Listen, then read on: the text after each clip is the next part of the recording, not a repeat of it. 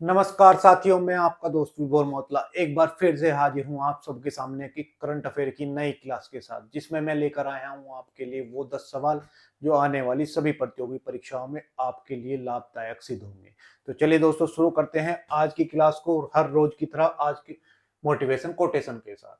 आज का motivation quotation जो आपके लिए मैं लेकर आया हूँ वो है, जीतूंगा मैं ये मेरा वादा है, कोशिश मेरी सबसे ज्यादा है, हिम्मत भी टूटे तो नहीं रुकूंगा, मजबूत बहुत मेरा इरादा है। दोस्तों, आप जिस लक्ष्य की तरफ बढ़ रहे हैं अभी अपनी स्टूडेंट लाइफ में, चाहे आगे आप किसी भी लक्ष्य की ओर बढ़ें, जिंदगी में लक्ष्य बदलते रहते हैं। एक लक्ष्य खत्म होने के बाद दूसरा लक्ष्य सामने आ जाता है। अगर आपको लक्ष्य पर पार पानी है यानी उससे जीतना है, तो आपके लिए ये लास्ट वाली लाइन काफी महत्वपूर्ण सिद्ध होने वाली है। मजबूत बहुत मेरा इरादा है। दोस्तों, आपकी जीत इस बात पर ही निर्भर करती है कि आपके इरादे कितने मजबूत हैं।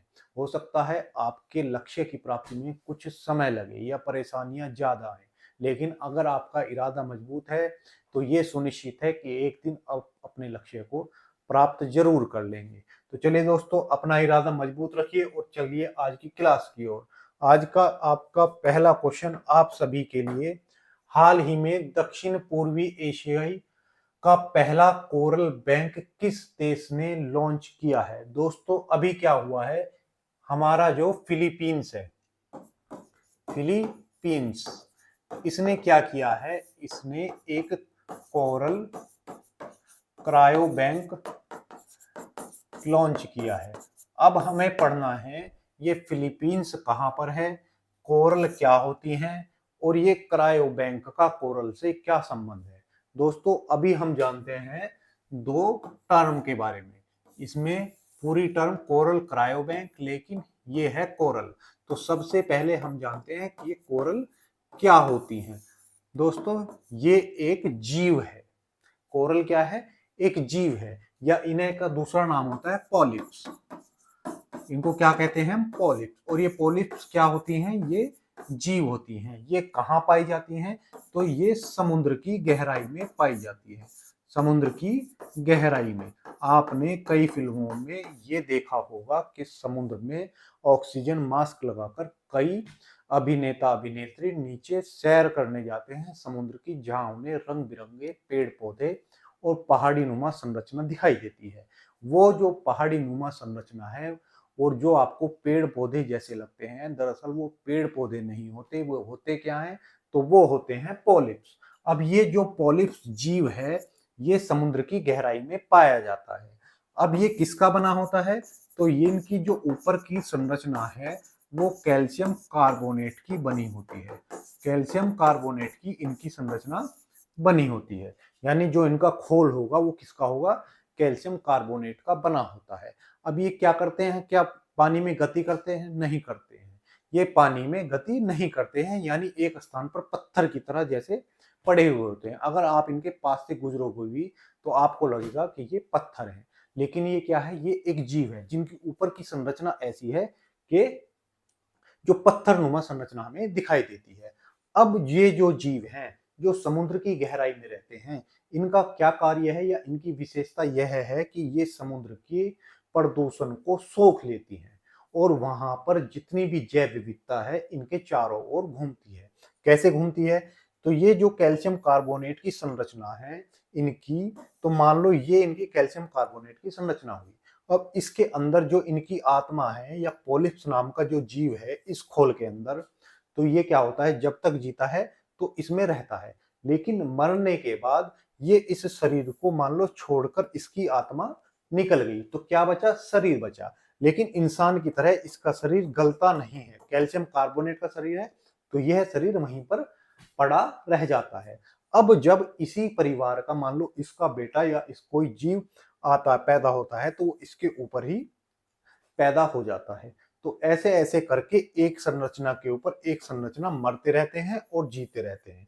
तो ऐसे ही एक पर्वतनुमा संरचना बन जाती है, जैसा कि हम ऑस्ट्रेलिया के उत्तर पूर्व में 2300 किलोमीटर लंबी संरचना को देखते हैं, जिसे हम ग्रेट बैरियर रीफ के नाम से जानते हैं, वो किसकी बनी हुई संरचना है? वो कोरल्स की बनी हुई संरचना है। और उस संरचना की विशेषता क्या है कि वो पूरी पृथ्वी पर किसी जीव द्वारा कृत्रिम रूप से बनाई गई सबसे लंबी संरचना है। उसमें लगभग 3000 से ज्यादा मछलियां पाई जाती हैं, यानी पूरी जैव विविधता वहां चारों ओर घूमती है। क्योंकि जहां पर छोटी मछलियां पाई जाएंगी तो वो किसी का भोजन होंगी, बड़ी मछलियां खाने के लिए उन्हें वहां आएंगी। बड़ी मछलियां किसी और चीज को खाएंगी और बड़ी मछलियों को कोई और खाएगा। तो ऐसे ही पूरी जैव विविधता वहां पर घूमती रहती है। अब ये जो कैल्शियम कार्बोनेट है, ये जब एक जगह पड़ा रहता है तो ये खाना कैसे खाता है, तो इसके लिए भी हमें समझना होगा कि ये खाना कैसे खाता है। तो ये जो कैल्शियम कार्बोनेट की संरचना है, इसके ऊपर एक जीव आकर रहता है जिसे हम शैवाल के नाम से जानते हैं। शैवाल होती है और इसका नाम होता है जूजेंथली। क्या नाम होता है? जूजेंथली नाम की शैवाल इसके ऊपर पाई जाती है। दरअसल जो ये कैल्शियम कार्बोनेट की संरचना है, ये रंगहीन संरचना होती है, यानी सफेद कलर की संरचना होती है। अब इसके ऊपर एक जीव आता है जिसे हम जूजेंथली के नाम से जानते हैं, यानी ये एक प्रकार का शैवाल है। और शैवाल इसके ऊपर आकर रहता है और ये क्या करता है? ये प्रकाश संश्लेषण की क्रिया करता है। किसकी? प्रकाश संश्लेषण की क्रिया करता है। किससे? तो सूरज की किरणों से। तो सूरज की किरणों से प्रकाश संश्लेषण की क्रिया करता है और भोजन बनाता है। क्या करेगा? भोजन बनाएगा। अब जब ये भोजन बनाता है तो ये भोजन किसको देगा? कोरल को देगा। ठीक है, कोरल को। यानी इसको भोजन किससे मिलता है? तो इसको भोजन जूजेंथली नाम की शैवाल से मिलता है। अब आपने कहा कि इसका रंग तो सफेद है, तो ये तो रंग बिरंगे दिखाई देते हैं समुद्र में। तो दोस्तों जो ये कोरल है, इसके ऊपर जो जूजेंथली पाई जाती है, ये कलरफुल होती है। अब ये जूजेंथली इसको खाना दे रही है, तो जूजेंथली को ये क्या देता है? तो दोस्तों ये रहने के लिए इसे क्या दे रहा है? आवास दे रहा है। यानी कोरल क्या दे रहा है? आवास। और जूजेंथली क्या दे रही है? भोजन। यानी ये दोनों एक दूसरे पर निर्भर हैं। इसीलिए इसके संबंध को हम क्या जानते हैं? सहजीविता के संबंध से हम जानते हैं। इसके संबंध को हम किस संबंध से जानते हैं? सहजीविता के संबंध से जानते हैं। ठीक है। अब क्या हुआ है कि जो हमारा समुद्री प्रदूषण है वो बढ़ गया, या समुद्र में तापमान बढ़ जाने के कारण ये जूजेंथली मर जाती है। क्या होती है? ये जूजेंथली मर जाती है। अब मरने के बाद क्या होगा कि मैंने जैसे आपको बताया इसका कलर कैसा है? सफेद है। तो यह जो कोरल्स हैं वो रंग विहीन हो जाते हैं। अब जब ये रंग विहीन हो जाते हैं तो जो ये रंग विहीन होने की प्रक्रिया है, इसे हम क्या कहते हैं? इसे कोरल ब्लीचिंग कहते हैं। क्या? Coral bleaching. Coral bleaching. Coral bleaching मतलब इनके रंग का उड़ जाना। जैसा ब्यूटी पार्लर्स में होता है, अगर आपके चेहरे पर काले धब्बे हो गए हों तो वो क्या करेंगे? आपको बोलेंगे ब्लीच करा दो। ब्लीच कराने से यानी काले धब्बे खत्म, उनका कलर उड़ जाता है और स्किन का कलर कैसा हो जाता है? एक जैसा हो जाता है। यानी आपके जो अगर छोटे छोटे बाल हैं, रुआ है, तो वो भी आपके स्किन के कलर जैसा हो जाएगा, यानी उनका कलर उड़ जाएगा। इसको हम ब्लीचिंग कहते हैं। तो ये कोरल ब्लीचिंग हो जाती है अगर वहां पर प्रदूषण बढ़ा होगा। अब इस कोरल ब्लीचिंग के कारण जो कोरल है उनकी जो जीवन है वो खतरे में आ जाता है। अब इस कोरल ब्लीचिंग से बचने के लिए इस फिलीपींस ने किस बैंक का निर्माण किया है? तो कोरल क्रायो बैंक का निर्माण किया है। अब हम जानेंगे क्रायो बैंक। कोरल के बारे में मैं समझता हूं आपको समझ आ गया होगा। अब ये क्रायो बैंक क्या है?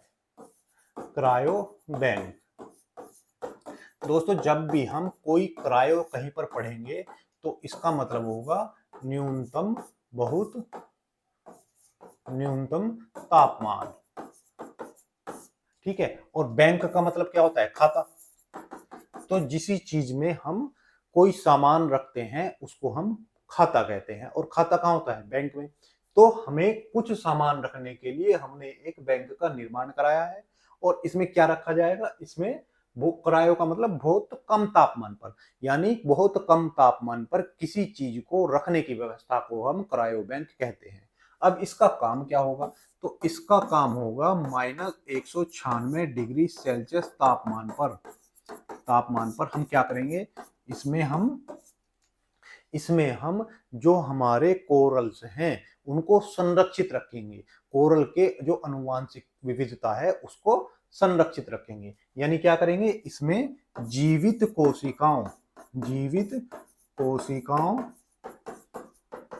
या ऊतकों, जो हमारे कोरल्स हैं उनकी जीवित कोशिकाएं लेंगे या उनसे ऊतक लेंगे और उनको अत्यधिक निम्न तापमान पर क्या करेंगे, ऊतकों को अत्यधिक निम्न तापमान पर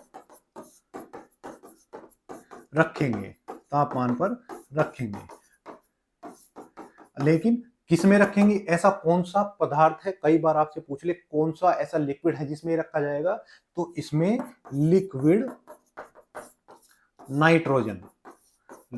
नाइट्रोजन में इसको रखा जाएगा और इसका तापमान कितना होगा, -196 डिग्री सेल्सियस होगा। नाइट्रोजन क्योंकि ठंडी गैस होती है, ठीक है। आपने देखा होगा टायरों में भी आजकल नाइट्रोजन भरवाया जाता है जिससे टायर ना फटे, क्योंकि सीमेंट वाली सड़क पर अक्सर टायर फट जाते हैं, ठीक। तो ये ठंडी होने के कारण इससे टायर नहीं फटते। तो लिक्विड नाइट्रोजन, तो आप समझ गए होंगे। अब ये किसके लिए है, तो कोरल्स के लिए है। तो ये कैसा होगा, कोरल्स को ठंडी तापमान पर रखने का जो बैंक होगा उसको हम कोरल क्रायो बैंक के नाम से जानेंगे। अब ये बनाया कहां पर जा रहा है, तो ये बनाया जा रहा है कहां पर, तो फिलीपींस में। ये जो मैंने आपको पढ़ाया सब इसमें मैंने लिख दिया है। या इसका पहल फिलीपींस, ताइवान, इंडोनेशिया, मलेशिया और थाईलैंड के वैज्ञानिकों की एक सामूहिक पहल है जिसके द्वारा इनका निर्माण किया जाएगा। कोरल के लार्वा को फ्रीज यानी संग्रहित किया जाएगा। इन्हें रीफ पुनर्स्थापन के लिए सुरक्षित रखा जाएगा कि अगर इनकी जो जनसंख्या है वो घट जाती है तो हम यहाँ से इनके कोशिकाओं को, ऊतकों को निकालकर इनको दोबारा से स्थापित कर रहे हैं। ये इसका उद्देश्य होगा। समुद्री जैव विविधता और सुरक्षित रीफ बहाली में ये योगदान देंगे। क्रायो प्रिजर्वेशन क्या होता है, जो क्रायो बैंक मैंने आपको बताया 196 डिग्री सेल्सियस पर रखना, ये कहलाता है, ठीक है। चलिए, तो ये ऐसे करके क्रायो बैंक का निर्माण कराया जा रहा है। अब ये होती है कलरफुल संरचना जिसे हम क्या कोरल्स के नाम से जानते हैं।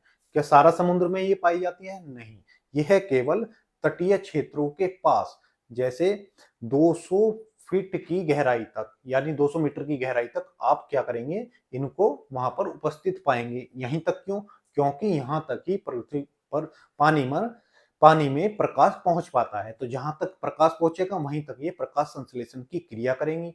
अगर प्रकाश नहीं पहुंचेगा तो प्रकाश संश्लेषण की क्रिया नहीं होगी और ये क्या होंगे, वहां पर पनप नहीं पाएंगे। तो कहां पर पनपते हैं, 200 मीटर गहराई तक ये पनपते हैं समुद्र में, ठीक है।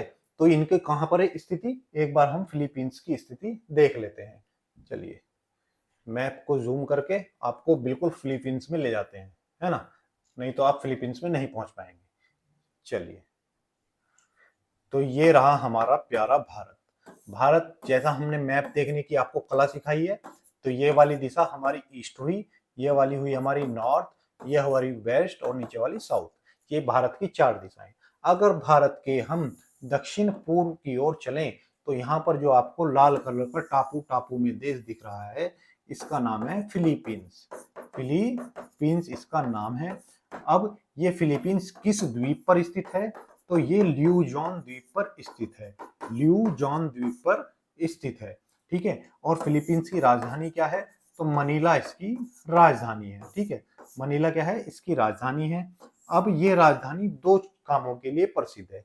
एक तो यहाँ पर एशियन डेवलपमेंट बैंक का मुख्यालय है जिसकी स्थापना 1966 में हुई थी, ठीक। और एक यहाँ पर अंतरराष्ट्रीय चावल अनुसंधान केंद्र है। अंतरराष्ट्रीय चावल अनुसंधान केंद्र, ठीक है, अनुसंधान केंद्र यहीं पर है। भारत में राष्ट्रीय चावल अनुसंधान केंद्र कहां पर है, तो भारत में यहाँ पर उड़ीसा है। उड़ीसा में है कटक, जो कहां पर है, समुद्र के किनारे। और कौन सी नदी पर स्थित है, तो कटक किस नदी के किनारे स्थित है, ये महानदी के किनारे स्थित है। महानदी के किनारे स्थित कटक शहर में क्या है, राष्ट्रीय चावल अनुसंधान केंद्र, राष्ट्रीय चावल अनुसंधान केंद्र है। ठीक है, तो अंतरराष्ट्रीय मनीला फिलीपींस में और राष्ट्रीय कटक में है।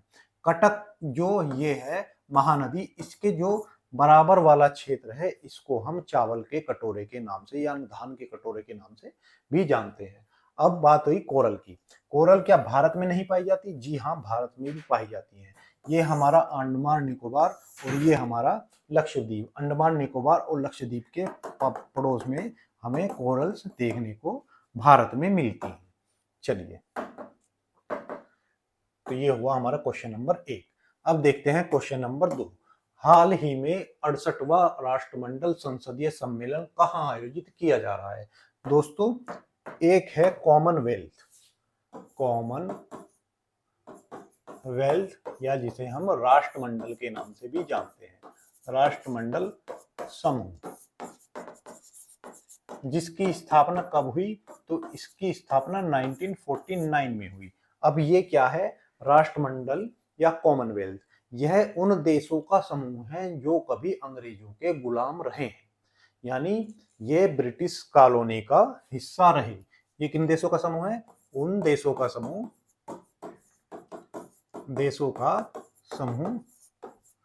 जो ब्रिटिश कॉलोनी का हिस्सा रहे या ब्रिटिश उपनिवेशवाद का हिस्सा रहे हैं, उनका ये समूह है। ठीक है, जिसे हम कॉमनवेल्थ के नाम से जानते हैं। 1949 में इसकी स्थापना हुई है। भारत भी इसका सदस्य है। भारत इसका सदस्य है, लेकिन भारत संप्रभु देश है, यानी भारत का जो सर्वोच्च पद है उसे उसकी जनता के द्वारा चुना गया है और भारत के लोग उसका निर्णय लेने के लिए सक्षम हैं। लेकिन कुछ देश ऐसे भी हैं जो जैसे जो इंग्लैंड के राजा को अपने यहाँ का राजा समझते हैं। ठीक है, जैसे ऑस्ट्रेलिया, न्यूजीलैंड, बाकी बहुत सारे ऐसे देश हैं जो वहां के राजा को अपना राजा समझते हैं, यानी वहां पर राजा का पद नहीं होता, राष्ट्रपति नहीं होता, वो ब्रिटेन के राजा को ही अपना राजा समझते हैं, जैसे ऑस्ट्रेलिया में या न्यूजीलैंड में। लेकिन भारत संप्रभु देश है, उसने सदस्यता भले ही इसकी ली है, लेकिन उसका जो सर्वोच्च पद है वो अपने यहाँ जनता द्वारा चुना जाता है। तो ये कॉमनवेल्थ हुआ। अब इस कॉमनवेल्थ समूह की एक बैठक का आयोजन अभी 5 से 12 अक्टूबर के बीच किया गया। तो अभी जो राष्ट्रमंडल संसदीय सम्मेलन हुआ है, राष्ट्रमंडल संसदीय सम्मेलन, इसका आयोजन कहां पर हुआ है? सम्मेलन जो 5 से 12 अक्टूबर के बीच ब्रिज टाउन कहां पर? बारबाडोस में हुआ है। बारबाडोस में इसका आयोजन हुआ है। ठीक है, तो बारबाडोस ब्रिज टाउन में इसका आयोजन हुआ है। अब इसमें भारत की ओर से किसने भाग लिया? तो भारत की ओर से भारत के उच्च स्तरीय संसदीय पैनल ने इसमें भाग लिया और इसमें इसकी अध्यक्षता किसने की? तो इसकी अध्यक्षता हमारे लोकसभा अध्यक्ष ओम बिरला जी ने की है। ओम बिरला जी ने इसकी अध्यक्षता की है, क्योंकि ये क्या है? ये संसदीय सम्मेलन है और भारत के ओम बिरला जी जो कोटा राजस्थान से सांसद हैं और हमारे लोकसभा के अध्यक्ष हैं, उन्होंने इसकी क्या की है? अध्यक्षता की है। अब इस पर यहाँ पर हम समझते हैं ओम बिरला ही क्यों गए? क्योंकि हमारी संसद के 2 सदन होते हैं, एक होता है लोकसभा और एक होता है राज्यसभा। ठीक है, लोकसभा में ये जो एमपी चुनकर जाते हैं ये जनता द्वारा चुने होते हैं। अब ये जो राज्यसभा है इसमें जो एमपी चुनकर जाते हैं, बैठते दोनों में एमपी ही है, लेकिन ये एमपी कहां से चुनकर जाते हैं? तो ये जो हम एमएलए या विधायक चुनते हैं वो विधायक इन एमपीओ को चुनते हैं, यानी लोकसभा में एमपी चुनकर जाएंगे जनता के द्वारा और इसमें जो जनता ने इस विधायकों को चुना है वो एमपी चुनकर भेजते हैं। इस लोकसभा का कार्यकाल 5 वर्ष होता है, जबकि इस राज्यसभा का कार्यकाल 6 वर्ष होता है। यहाँ पर 5 वर्ष में कार्यकाल खत्म नहीं होता, ध्यान रखेंगे 6 वर्ष का कार्यकाल होता है। साथ ही ये जो 6 वर्ष का कार्यकाल है इसमें प्रत्येक 2 वर्ष में 1/3 सांसद क्या होते हैं? सांसद रिटायर हो जाते हैं और उनके स्थान पर दूसरे सांसद आते हैं, यानी हर 2 साल में 1/3 सांसद खत्म हो जाएंगे, यानी 6 साल में पूरी संसद नहीं हो जाएगी। यही क्रम चलता रहता है, इसीलिए इसको वो स्थायी सदन के नाम से जानते हैं, क्योंकि ये कभी डिसॉल्व नहीं होता। ये अस्थायी सदन है, ये 5 साल के लिए आएगा और बीच में अगर इनका बहुमत खत्म हो गया तो ये सरकार गिर सकती है, यानी लोकसभा भंग हो सकती है। अब जो यहाँ पर एक सदस्य बैठते हैं या इनके मॉनिटर बैठते हैं, जिसके सामने ये सब भाषण देते हैं, दोनों जगहों पर इनको इनके अध्यक्ष के रूप में या सभापति के रूप में जाना जाता है। राज्यसभा में सभापति होते हैं, यहाँ पर स्पीकर यानी अध्यक्ष होते हैं लोकसभा में। यहाँ के जो अध्यक्ष हैं वो हैं ओम बिरला। ठीक है, यहाँ के अध्यक्ष कौन होते हैं? तो इनका जो पद है वो उपराष्ट्रपति के पद के द्वारा चलाया जाता है, यानी जो हमारा उपराष्ट्रपति होगा वो राज्यसभा के सभापति के तौर पर कार्य करेगा। ठीक है, तो ये बात आपको समझ आ गई होगी। अब जो ये हमारी राष्ट्रमंडल सम्मेलन हुआ है, इस पर किन बातों पर चर्चा हुई है? तो इन पर जो यहाँ पर चर्चा हुई है वो लोकतंत्र के संवर्धन, ठीक है, जो हमारा लोकतंत्र है वो कैसे बढ़े, सतत विकास कैसे हो, सतत विकास, और जो हमारी आने वाली पीढ़ी है जो डिजिटल समावेशन की बात करती है, तो उस पर भी इन्होंने क्या किया, डिजिटल समावेशन पर चर्चा हुई। ठीक है, तो इन सब कारणों पर यहाँ पर चर्चा हुई। ब्रिजटाउन बारबाडोस में इसका आयोजन किया गया है। तो ये हमारे सारे सांसद जो टीम वहां पर पहुंची। ठीक है, बारबाडोस है कहाँ पर? तो ये आपका हो गया अमेरिकी महाद्वीप। अमेरिकी महाद्वीप भी 2 हिस्सों में बटा है, ऊपर वाला उत्तरी अमेरिका, नीचे वाला दक्षिणी अमेरिका। अब जो ये बीच में देश पड़ते हैं इनको हम किस नाम से जानते हैं? तो इनको हम मध्य अमेरिकी देशों के नाम से जानते हैं। और यहीं पर एक देश है बारबाडोस, जिसकी राजधानी ब्रिजटाउन है। चलिए अब देखते हैं क्वेश्चन नंबर 3। नंबर 3 है व्योम मित्र रोबोट किस मिशन के तहत अंतरिक्ष में भेजा जा रहा है? तो क्या है व्योम मित्र? सबसे पहले हम जानते हैं ये व्योम मित्र है क्या। दोस्तों व्योम मित्र, व्योम का मतलब होता है अंतरिक्ष, अंतरिक्ष, और मित्र का होता है दोस्त। तो अंतरिक्ष का दोस्त या अंतरिक्ष का मित्र, अंतरिक्ष का मित्र क्या कहलाएगा? व्योम मित्र।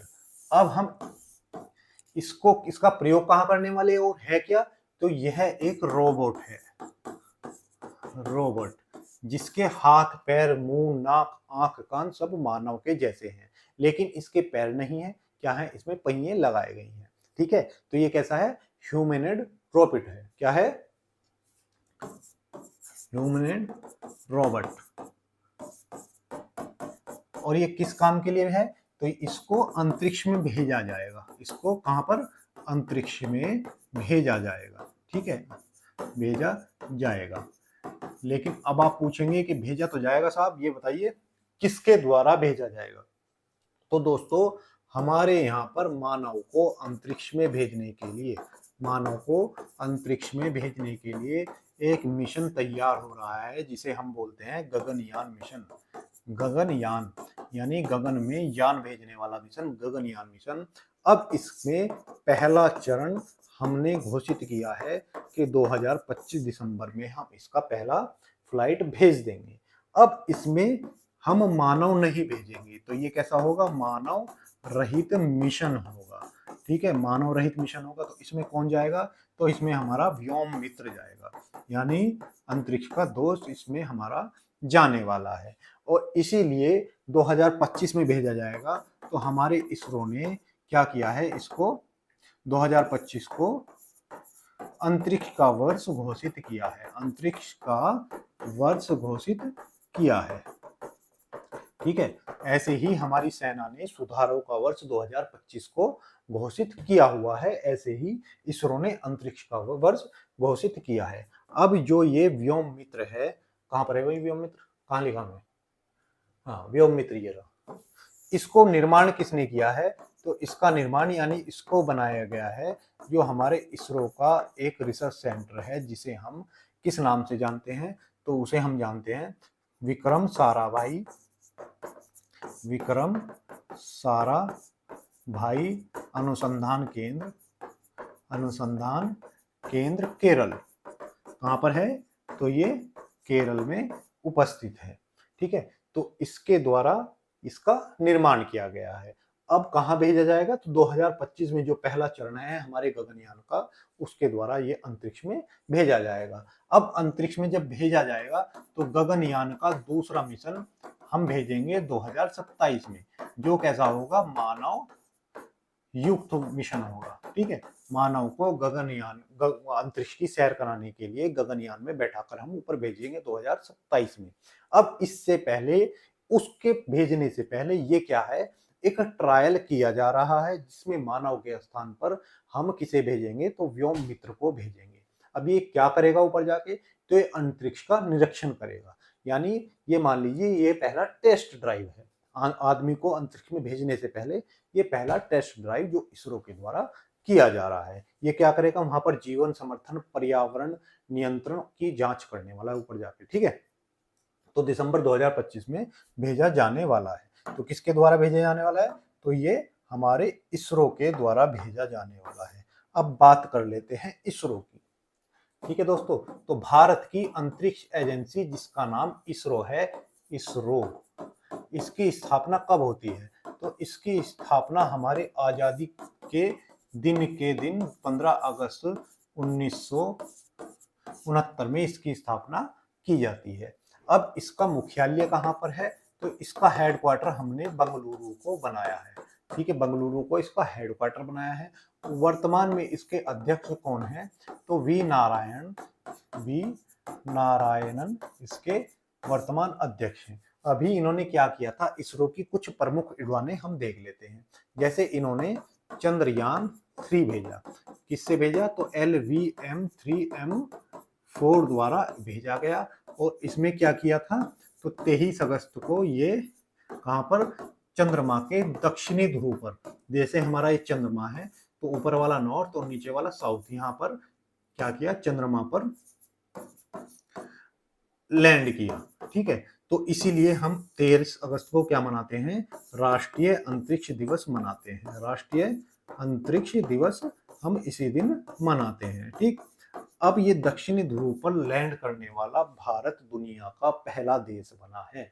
यानी दक्षिणी ध्रुव पर कोई अभी तक नहीं पहुंच पाया है भारत से पहले, क्योंकि ये जो दक्षिणी ध्रुव है ये हमेशा अंधेरे वाली स्थिति में रहता है। ठीक है, तो पृथ्वी से हमेशा दूर रहता है, तो वहां पर पहुंचना बड़ा दुर्लभ कार्य था, जिसे भारत की इसरो ने बड़ी आसानी से अंजाम दिया। अब बात करें इसरो के कुछ और मिशन की, तो भारत ने PSLV, सबसे पहले हम जानते हैं PSLV क्या होता है। देखो, भारत में रॉकेट को अंतरिक्ष में भेजने के लिए 3 यानों का विकास किया गया है, जिसमें पहला यान है PSLV, एक है SSLV और एक है GSLV। ठीक है, अगर हमें कोई छोटी दूरी का कोई सैटेलाइट भेजना है तो उसको हम भेजते हैं इस रॉकेट से, जिसका नाम है SSLV, और इसकी फुल फॉर्म है शॉर्ट सैटेलाइट लॉन्चिंग व्हीकल, यानी कम दूरी का जो सैटेलाइट भेजा जाता है वो इसके द्वारा। अगर हमें पोलर सैटेलाइट, पृथ्वी के पोल्स के चारों ओर कोई सैटेलाइट भेजना है तो उसको हम पोलर सैटेलाइट लॉन्चिंग व्हीकल के द्वारा भेजते हैं। अगर हमें बहुत दूर, यानी पृथ्वी की बहुत दूर संरचना कक्षा में कोई सैटेलाइट भेजना है जी, जो कि कहां तक है, जो 32,000 किलोमीटर या उससे ऊपर का कोई सैटेलाइट भेजना है, तो वहां पर हम GSLV यानी जियो सिंक्रोनाइज लॉन्चिंग व्हीकल से भेजते हैं, जो लगभग 32,000 किलोमीटर की ऊंचाई तक पहुंचा देता है, क्योंकि ये कक्षा पृथ्वी के सापेक्ष घूमती है। मानो ये पृथ्वी है, तो यहाँ पर अगर मैं हूं और उसके सामने मैंने यहाँ पर एक सैटेलाइट भेज दिया, तो ये मान लो भारत है, और यहाँ पर कौन से सैटेलाइट भेजे जाते हैं, तो संचार सैटेलाइट भेजे जाते हैं। वो क्यों भेजे जाते हैं, मान लो मैंने यहाँ पर जियो ने एक संचार सैटेलाइट भेज दिया, अगर पृथ्वी घूम रही है तो ये वाली कक्षा पृथ्वी के साथ साथ घूमती है, यानी अगर यहाँ पर इंसान है तो वो 24 घंटे यहाँ से कनेक्शन प्राप्त करता रहेगा, क्योंकि ये सैटेलाइट अगर यहाँ पर है, मैं ऐसे घूमूंगा तो ये सैटेलाइट यहीं पर घूमती रहेगी। अगर इससे नीचे वाली कक्षा में अगर हम सैटेलाइट भेजें तो क्या होगा, ये सैटेलाइट जल्दी जल्दी इस पृथ्वी का चक्कर काट देगी, यानी मैं यहाँ पर हूँ और कनेक्शन वो दे रही है अमेरिका में। ठीक है, तो सारा मामला गड़बड़ा जाएगा। तो इसीलिए हम संचार उपग्रह इस कक्षा में भेजते हैं। तो अभी हमने क्या किया, PSLV C57 के माध्यम से हमने क्या भेजा, तो हमने आदित्य L1, आदित्य L1 जो कहां पर जाएगा, जो सूर्य की दूरी हमारे यहां से लगभग 15 करोड़ किलोमीटर दूर है, और ये 1.5 करोड़ किलोमीटर पृथ्वी से दूर जाकर सूर्य के नजदीक जाकर क्या करेगा, सूर्य का निरीक्षण करेगा या उसकी जांच करेगा। ऐसे ही PSLV C58 ये प्रोबो मिशन इसके द्वारा भेजा गया, प्रोबो मिशन इसके द्वारा भेजा गया। यानी C58 के द्वारा हम क्या भेजा, एक्सपोसैट मिशन हम इसके द्वारा भेजते हैं। ऐसे ही PSLV C59 के द्वारा हम क्या भेजते हैं, तो C59 के द्वारा हम इसमें भेजा था प्रोबो मिशन, तो प्रोबो 3 मिशन हमने इसके द्वारा भेजा। ऐसे ही C60 के द्वारा PSLV C60 इसके द्वारा हमने स्पेडेक्स मिशन भेजा, स्पेडेक्स मिशन।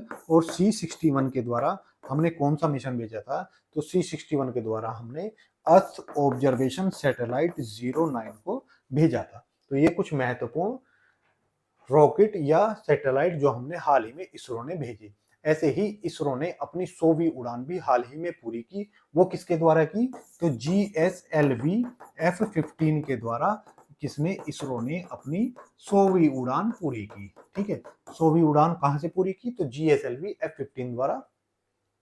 ठीक है, ऐसे ही इन्होंने F16 भेजा, GSLV F16 इसके द्वारा क्या भेजा, तो इन्होंने निसार सैटेलाइट भेजा। ठीक है, निसार सैटेलाइट भेजा। ये क्या है, जैसे हम आजकल GPS यूज करते हैं या जिससे हमारा गूगल चलता है, गूगल मैप चलता है, वो GPS अमेरिका का है। ठीक है, अमेरिका का सैटेलाइट सिस्टम है। ऐसे ही चाइना का अपना बायडू अलग है, ऐसे ही रूस का अलग है। अब भारत ने अपना नेविगेशन सिस्टम क्या कर लिया, डेवलप कर लिया है, और उसका नाम क्या है, निसार है। यानी अगर अब आप आगे आने वाले दिनों में देखेंगे, GPS के माध्यम से लोकेशन आप अपनी प्राप्त करते थे या किसी को भेजते थे, आगे आने वाले समय में किससे भेजेंगे, निसार से भेजेंगे। ठीक है, चलिए, तो ये हो गई हमारी पूरी जानकारी। किसने भेजा है, तो इसरो ने भेजा है। ये जो मैंने आपको बताया वो सब यहाँ पर लिख दिया है, और ये रहा व्योम जो आपको हाय कर रहा है। तो अब कुछ विश्व की अंतरिक्ष एजेंसी के बारे में भी जानते हैं। भारत की अंतरिक्ष एजेंसी आपने जाना क्या है, इसरो। USA की अंतरिक्ष एजेंसी नासा। ठीक है, ऐसे ही रूस की अंतरिक्ष एजेंसी का नाम क्या है, तो रोसकॉसमोस रूस की अंतरिक्ष एजेंसी का नाम है। ऐसे ही आपकी जापान की अंतरिक्ष एजेंसी का नाम क्या है, तो जाक्सा। ठीक है, ESA यानी यूरोपियन यूनियन की अंतरिक्ष एजेंसी क्या होगी, तो ESA। ठीक है, यूरोपियन यूनियन की अंतरिक्ष एजेंसी। ऐसे ही CSA है, ये किसकी है, कनाडा की अंतरिक्ष एजेंसी। तो ये कुछ महत्वपूर्ण अंतरिक्ष एजेंसियां जो चर्चा में रहती हैं देश के साथ, मैंने आपको लिखा दी। चलिए अब देखते हैं क्वेश्चन नंबर 4। क्वेश्चन नंबर 4 क्या है, हाल ही में अरुणाचल प्रदेश की पहली वाणिज्यिक कोयला खदान का उद्घाटन किसने किया है। दोस्तों अभी क्या हुआ, हमारे आंध्र प्रदेश में, सॉरी अरुणाचल में क्या हुआ, यहाँ के जो CM है जिनका नाम है पेमा खांडू जी, प्लस हमारे जो केंद्रीय कोयला मंत्री हैं, कोयला मंत्री, और वो कौन है, तो उनका नाम है जी किशन रेड्डी जी। ये दोनों मिले कहां पर, ये मिले अरुणाचल प्रदेश में। और अरुणाचल प्रदेश में एक जगह है, ठीक है, जिस जगह का नाम क्या है, उस जगह नाम है चांगलांग जिला। अब इस चांगलांग जिले में एक स्थान है, इस स्थान का नाम क्या है, नामचिक नामफू। क्या है, नामचिक नामफू। ठीक है, ये जगह पर इन्होंने उद्घाटन किया है, किसका, तो उद्घाटन इन्होंने किया है कोयला खदान का।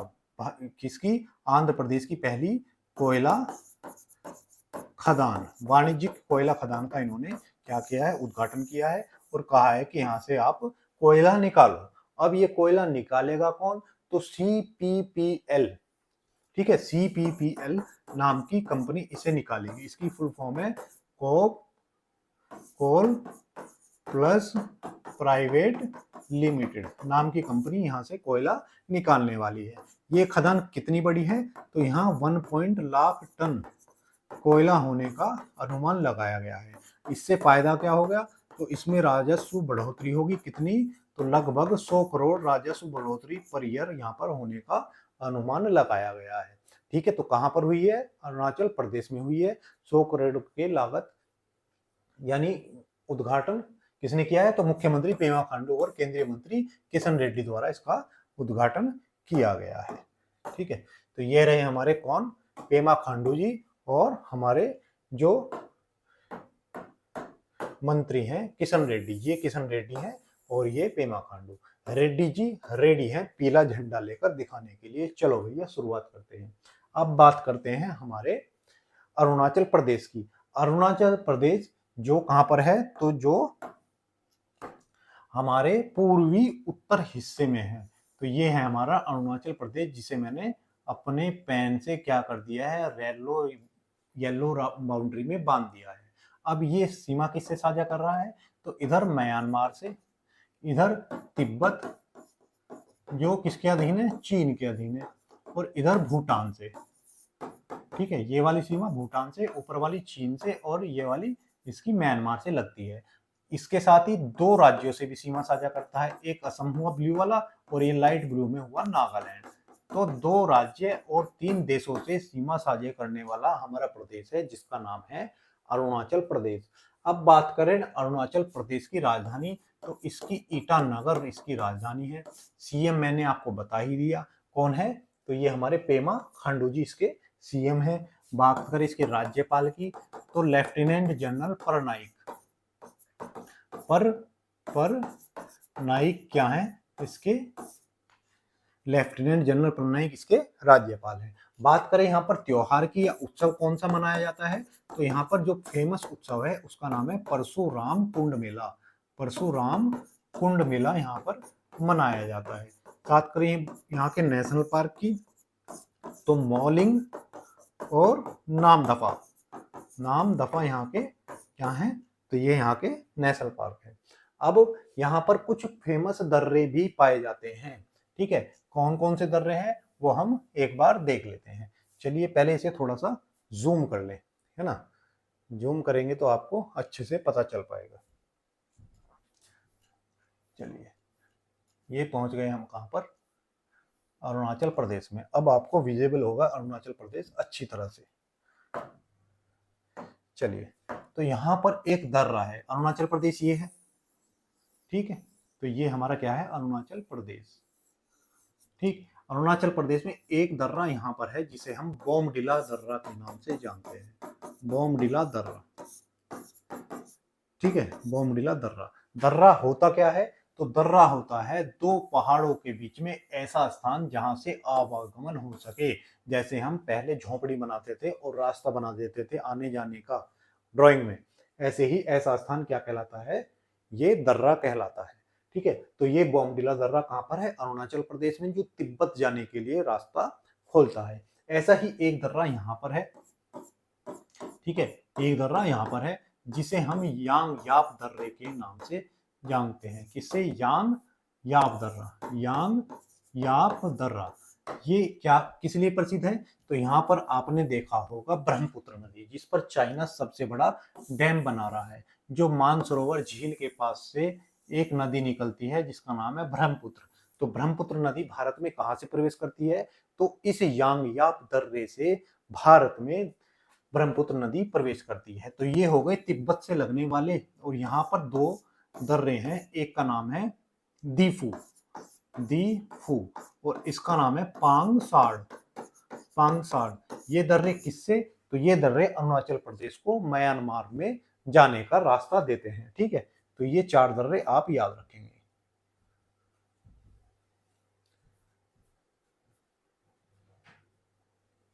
अब क्वेश्चन नंबर 5 है, हाल ही में भारतीय नौसेना में शामिल हुआ आईएनएस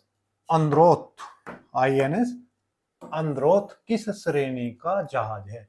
दोस्तों हमारे यहाँ एक श्रेणी है जो हमारी पनडुब्बी, जो हमारे समुद्र में पनडुब्बी, दुश्मन की पनडुब्बी को मारने के लिए ये फेमस है, जिसे हम पनडुब्बी रोधी श्रेणी के नाम से जानते हैं, जिसका नाम है अर्नाला श्रेणी। ठीक है, अर्नाला श्रेणी। तो इस श्रेणी का एक एंटी सबमरीन यानी सबमरीन को नेस्ते नाबूद कर देने वाला वायफायर शैलो वाटर एयरक्राफ्ट, जिसका नाम क्या है, आंद्रोथ।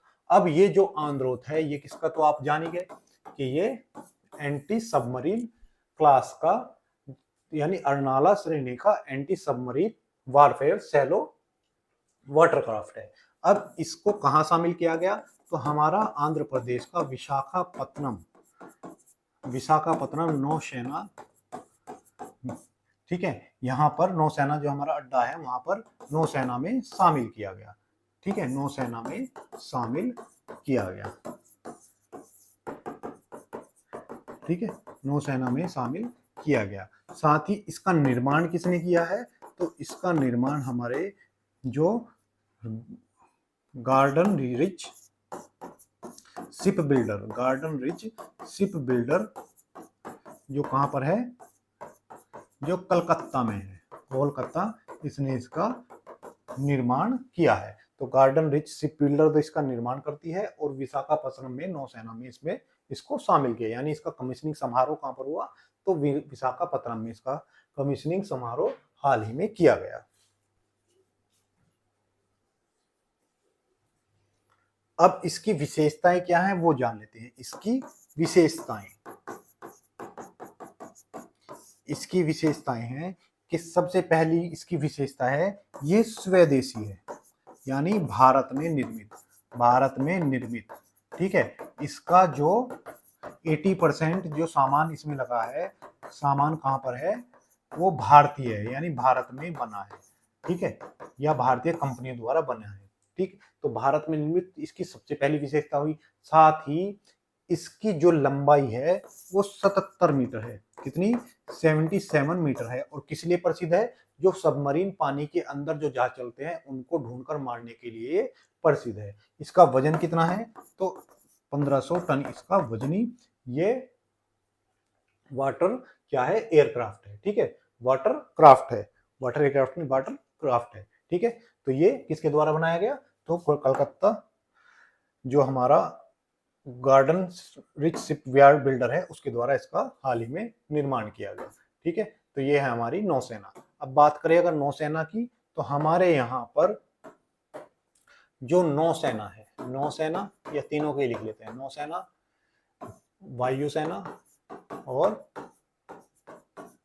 क्या होगी, थल सेना। इनके स्थापना दिवस कब कब मनाए जाते हैं, तो जो हमारी थल सेना है वो 15 जनवरी को अपना स्थापना दिवस मनाती है।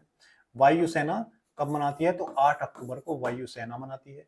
नौसेना कब मनाती है, तो नौसेना 4 दिसंबर को अपना स्थापना दिवस मनाती है।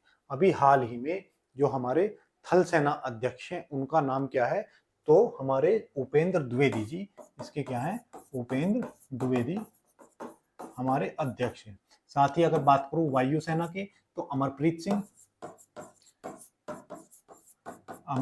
सिंह हमारे वायुसेना के हैं और दिनेश त्रिवेदी हमारे किसके हैं, दिनेश त्रिपाठी हमारे नौसेना के हैं।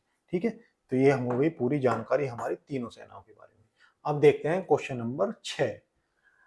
हाल ही में कोल इंडिया ने अपनी पहली संपूर्ण महिला संचालित केंद्रीय स्टोर इकाई का कहां शुरू की गई है। ठीक है, आप अरुणाचल प्रदेश की क्या लिख लेंगे, सीटों के बारे में भी लिख लेंगे। अरुणाचल प्रदेश, ये पिछले क्वेश्चन में छूट गई, तो अरुणाचल प्रदेश में लोकसभा की कितनी सीटें हैं, 2 सीटें हैं, राज्यसभा की 1 सीट है, और वहां पर जो विधानसभा की सीटें हैं वो कितनी है, 60 है। तो ये भी आप अरुणाचल प्रदेश के बारे में जानकारी रखेंगे।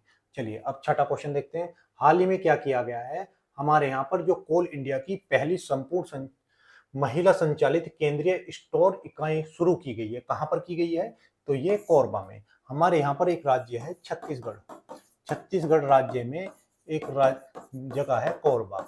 यहाँ पर क्या हुआ है, जो हमारी कोल इंडिया जो हमारी कोयला निकालने के लिए प्रसिद्ध है और भारत की क्या है, एक महारत्न कंपनी है, इसकी इकाई है, इसकी इकाई का नाम क्या है, तो इसकी इकाई का नाम है साउथ ईस्टर्न इकाई।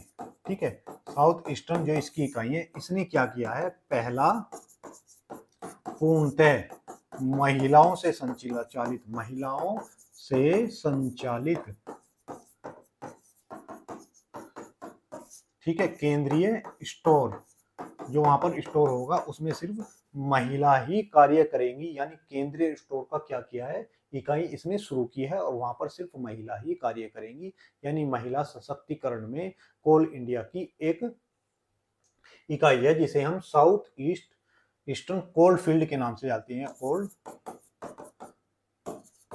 फील्ड के नाम से जानते हैं। तो उसने क्या किया है, उसने इसका उद्घाटन किया, यानी इसको शुरू किया है। तो कहां पर किया है, कोरबा में, कोरबा छत्तीसगढ़ में इसने शुरुआत की है। और जो इसकी प्रमुख बनाई गई है, तो उसमें भी कोई महिला ही बनाई गई होगी, ये तो बात क्लियर है। और महिला का नाम क्या है, तो आप इसका नाम लिख लीजिए, इनका नाम कभी कभी पूछ लिया जाता है, तो सपना इक्का, ठीक है ना, बादशाह क्या है, इक्का, सपने में इक्का मिला, ठीक। तो ये इसकी अभी प्रमुख बनाई गई है। तो ये देखिए सपना इक्का जी खड़ी है सामने और सारी महिलाएं यहाँ पर खड़ी है, ठीक है। मैं तो ये सोच कर हैरान होता हूँ, आने वाले समय में पुरुषों का क्या होगा। रोटी बनानी सीख लो भाइयों। अब देखते हैं अपन छत्तीसगढ़ को। तो छत्तीसगढ़ कहाँ पर है, तो ये हो गया अपना छत्तीसगढ़। छत्तीसगढ़ की सीमा किस किस से मिलती है, तो छत्तीसगढ़ की सीमा महाराष्ट्र से मिलती है, मध्य प्रदेश से मिलती है, उत्तर प्रदेश से मिलती है। उत्तर प्रदेश, मध्य प्रदेश और महाराष्ट्र। इधर से सीमा इसकी किससे मिलेगी, तो झारखंड, उड़ीसा और कहां से, तेलंगाना से, ठीक है, तेलंगाना से इसकी सीमा मिलेगी, ठीक। तो तेलंगाना, महाराष्ट्र, मध्य प्रदेश, उत्तर प्रदेश, झारखंड, उड़ीसा किससे मिलती है, छत्तीसगढ़। छत्तीसगढ़ की राजधानी क्या है, तो इसकी राजधानी रायपुर है, रायपुर इसकी राजधानी है। सीएम कौन है, तो विष्णु देव साय, विष्णु देव साय यहाँ के क्या है, तो यहाँ के सीएम कौन है, तो विष्णु देव साय यहाँ के सीएम है। अगर बात करूं यहाँ के राज्यपाल की, तो राज्यपाल कौन हुए यहाँ के, तो रोमन डेका, रोमन डेका यहाँ के राज्यपाल हुए। बात करें यहाँ कर नेशनल पार्क की, तो कौन कौन से नेशनल पार्क हैं, तो कांगेर घाटी, इंद्रावती और कांगेर घाटी, इंद्रावती और गुरु घासीदास, ये क्या हुए, यहाँ के नेशनल पार्क हुए, ठीक है। तो ये यहाँ के नेशनल पार्क हुए। अगर बात करें यहाँ की सीटों की, तो छत्तीसगढ़ में लोकसभा की 11 सीटें हैं, राज्यसभा की 6 सीटें हैं और विधानसभा की 90 सीटें हैं, ठीक है। तो ये सीटें हुई, पूरी जानकारी हो गई आपको छत्तीसगढ़ के बारे में। दोस्तों आप लगातार क्लास लेते रहिए, ये सीटें आपको ऐसे ही दिमाग में उतर जाएंगी। और बहुत सारे लोग जो सवाल नहीं करके आएंगे एग्जाम में, उनसे आप अपने आप को आगे पाएंगे, क्योंकि ये सवाल ऐसे हैं ज्यादातर लोग इनको छोड़ आते हैं। हम इन सवालों को भी ऐसी पकड़ बना लेंगे कि एग्जाम में सबसे आगे होंगे। और हमारा जो एग्जाम क्लियर आजकल होता है, वो सिर्फ पेपर पास करने से तो होगा नहीं, हमें दूसरों को पीछे छोड़ना है। और दूसरों को पीछे छोड़ने के लिए हमें उनसे आगे होना जरूरी है। इसलिए आप लगातार इस क्लास में मेहनत करते रहिए, सफलता एक दिन आपको जरूर मिलेगी। हाल ही में 10वां राष्ट्रीय स्तरीय प्रदूषण प्रतिक्रिया अभ्यास नेटपोल एक्स कहां पर किसने आयोजित किया है, तो जो हमारा भारतीय तटरक्षक बल है, क्या है, भारतीय तटरक्षक बल, तटरक्षक बल, जिसे हम क्या कहते हैं, Indian coast guard, Indian coast guard, ICG. और इसकी स्थापना कब हुई थी, तो 1977 में इसकी स्थापना हुई थी। कब इसकी स्थापना हुई, तो इसकी स्थापना कब हुई थी भाई, इसकी स्थापना 1 फरवरी को हुई थी। तो 1 फरवरी 1977 में इसकी स्थापना होती है, ठीक है। इसका मुख्यालय कहां पर है, तो इसका हेडक्वार्टर दिल्ली में है। और इसके जो हेड हैं वो कौन है, तो परमेश शिवमणि इसके हेड है। अब इसने क्या किया है, इसने एक अभ्यास किया है, ये युद्ध अभ्यास नहीं, ये क्या है, राहत और बचाव। क्योंकि इंडियन कोस्ट गार्ड का काम क्या होता है, तटों की देखभाल करना, मतलब उनकी पेट्रोलिंग करना, वहां पर कोई ऑयल टैंकर पलट गया हो तो वहां पर तेल की समस्या उत्पन्न हो गई हो, तेल समुद्र की सतह पर फैल जाता है, तो वो प्रकाश को नीचे नहीं जाने देता। अगर प्रकाश नीचे नहीं जाएगा तो जैसे मैंने आपको बताया कोरल विकास नहीं करेंगी और जो मछलियां हैं उनकी ऑक्सीजन रुक जाएगी, इसलिए वहां पर जितने भी जीव हैं या तो मर जाएंगे या स्थान छोड़कर चले जाएंगे। तो उसके लिए तेल रिसाव की समस्या उसके से जूझने के लिए भी, या कोई बोट फंस गई हो तूफान में उसको निकालने के लिए भी इंडियन कोस्ट गार्ड काम करता है। तो ये अभ्यास कौन सा है, तो नेट पोलर एक्सरसाइज एक्स का आयोजन इसने अभी किया है। और किसके लिए, तो तेल रिसाव की समस्या से जूझने के लिए, यानी समस्या से जूझने की प्रैक्टिस करने के लिए इसने ये नेट पोल रेक्स एक नाम का एक्सरसाइज किया है कि समुद्र में जो भी तेल रिसाव की घटनाएं होंगी उनसे पार पाया जा सके। ऐसा अभ्यास हमारे किसने किया है, तो ये किया है। ये देखिए ये लाइन लेके चलता है, ये क्या है, तेल को ऊपर ऊपर सोख लेती है। तो ऐसे तेल को कर करके इकट्ठा करके फिर मशीन द्वारा इसको सोख लिया जाता है। ये बड़ी मुश्किल प्रक्रिया है, अभी आपको आसान लग रही होगी। ठीक है, अब देखते हैं क्वेश्चन नंबर 8। हाल ही में मेरा भारत राष्ट्रीय सेवा योजना पुरस्कार किस संस्थान द्वारा प्रदान किए गए। क्या हुआ दोस्तों, हमारे यहाँ पर 6 अक्टूबर को, कब, 6 अक्टूबर को हमारे यहाँ पर 6 अक्टूबर को हमारी जो राष्ट्रपति जी हैं और जिनका नाम क्या है, द्रौपदी मुर्मू, इन्होंने क्या किया, राष्ट्रपति भवन में अपने यहाँ बुलाया और कहा भैया राष्ट्रपति भवन में हम आयोजन करेंगे किसका, 2022-23 में के लिए एक पुरस्कार का आयोजन करते हैं। और उस पुरस्कार का आयोजन का नाम क्या होगा, मेरा भारत